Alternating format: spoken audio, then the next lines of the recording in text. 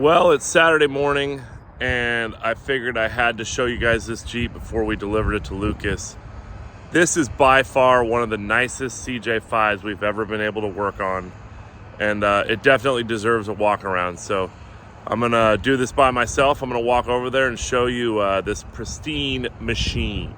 So this is a 1980 CJ5 called the Black Widow. Lucas's dad Warren built this Jeep and then gave it to him as Warren moved into a JK. By far one of the most unique CJ5s I've ever seen. So as you can see, we're flat towing it for the delivery, but this is the first unique thing about this Jeep. So check that out. Tow bar, one bar in the middle, one off to the side, and then you can see this sliding pin right here. You pull the pin, the tow bar folds up absolutely straight, and then come right back here and it fits right behind the back seat, so the tow bar is always in the Jeep. So we'll start from the front, we'll work our way back. So nice 10,000 pound winch, custom 2x4 tube front bumper, as you can see, spring over, heavy duty box mount. Now this Jeep was built back in the 90s and it still shows really well. One of our products right here, we took a Chevy Dana 60, narrowed it to 58 inches wide. It's got spring over on CJ springs actually. And this actually has our double high steer arms. So actually, you know what? Not double high steer arms, just standard high steer arms. So these are one of the first pairs of high steer arms that we ever made that actually uses the standard spring in the kingpin cap. One of the unique things about this Jeep is what's underneath the hood. So we'll take a peek underneath the hood here. So dual batteries, has a Buick 231 V6 mechanical fan, nice toolbox underneath the hood, and as you can see right there, the lights for the tow bar plug right in. It has a hot shower that hooks up right there. You can see the heat exchanger on the back of the motor, HEI distributor. So the reasoning for the Buick V6 is it's so short, you can move it forward and you can fit everything underneath the hood. This Jeep actually has an automatic. So there's the tranny cooler right there. That is the pump right there for the hot shower. So everything is on board underneath this Jeep. There's nothing missed underneath the hood.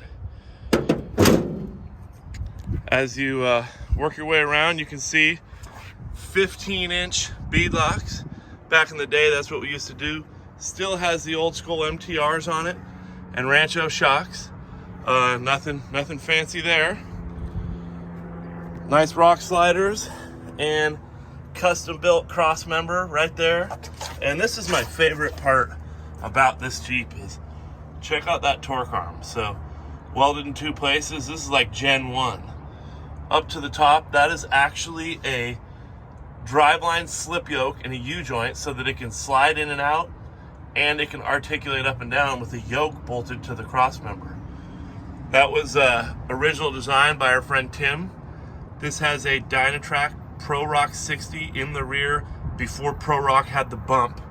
35 spline, ARB, spring over in the rear as well. As you can see, the wheelbase hasn't really been stretched, so it has the CJ5 wheelbase. So in order to fit your drivetrain in there, you have to have that high pinion rear end. And this has a Dana 300 with 4-to-1, automatic, turbo 350, tilt column, tack, all the classic switches, standard CJ gauges, aluminum dash. Check that out. Altimeter. Tons and tons of Jeepers Jamboree plaques. It's been on all the runs. So our friend Tim originally built this Jeep, and we've kind of taken some of his ideas, and I wouldn't say copied them, but ran with them. But as you can see, he did a overhead console for the CB stereo. There's the CB speaker so you can hear it when people are talking to you. Dome light. It's got our speaker cans built into the roll cage. Roof rack, of course, CJ5, there's no room.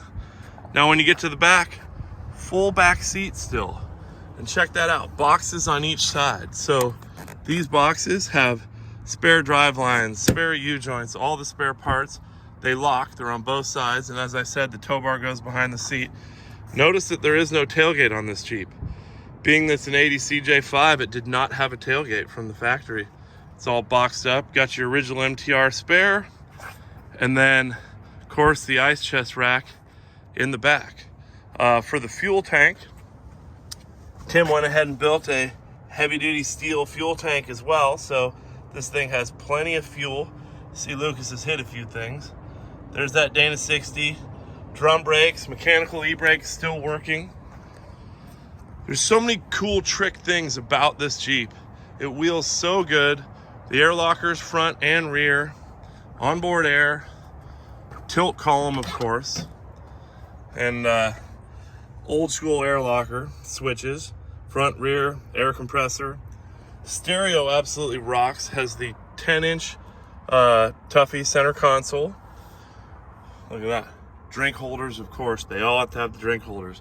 Oh, I didn't show you that. Even with the V6, the transmission and the transfer case, look at how short that driveline is. It's about a 12-inch long driveline, so you couldn't have a drivetrain in this without having that high pinion 60 rear. So this CJ5, Buick V6, Turbo 350, Dana 300. Dana 60s with 35s is overkill, of course, but keeping it 5 lug still, keeping it classy. So the Black Widow, when Warren built it, was an awesome Jeep. Here it is 20 years later, still an awesome Jeep. This thing is standing the test of time. I think anybody would want to own this Jeep. Hope you enjoyed it, and we'll talk to you later. So it's Friday afternoon, and I said, Lucas, don't worry about it. I'll go ahead and tow your Jeep down the hill and deliver it to you. So there's only one way to leave work towing Lucas's Jeep. Here we go.